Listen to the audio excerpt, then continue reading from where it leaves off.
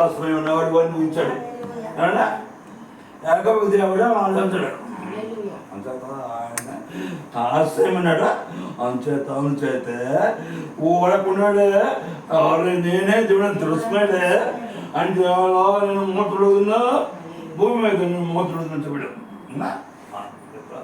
దేవుడు గొప్పవాడు, ఆయన గొప్పవాడు అని చేత ఆయన మన ఎడలా అని జీవితంలో ఎన్నో కార్యాలు చేస్తాడు. దాని గురించి చెప్పడే యోగ కార్యాలను కొంచెం చూడే ఆయనే భూమి మీద సమస్తం చేయబడి చెప్పాడు. నా ఆశను కూడా చేసేవాడు.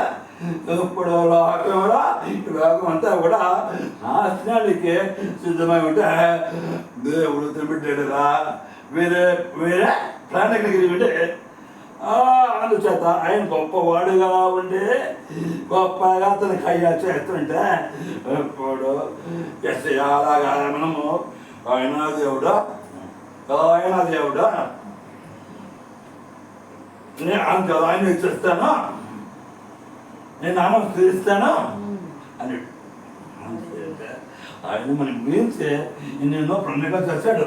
మన కుటుంబం ఉందా, ఇది మీ కుటుంబం ఉందా, ఎస్ కుటుంబం ఉందా, గర్భం ఉన్నప్పుడు నేను ఎగిరితేనే నీకు పేరు పెట్టితేనే నీకు చేయాలి అంటాడు కదా. అంతేత ఎవరు ఎలా ఉండాలో అలాగే ఉండాలి. దానియేలు గారు ఎలా ఉండకూడదు, దాని దగ్గర అనకూడదు, అలాగా దాని అనకూడదు.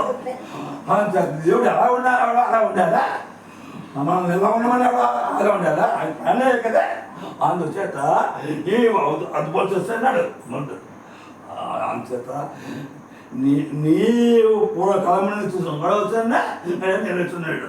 అది గొప్ప విషయం. అంటే మనకి గురించి ఎన్నో పండుగ జరుపుకుంటే ప్రజలకి ఎలా బతుకుతారు, ఏమి ఎలా బతుకుతాడు, మెరుగ పట్టుకు తిరుగుతాడు, ఏం కొడుకు నుడుతుందేమో అనుకునే ఉంటాడంట. పాఠశాల వచ్చాడు.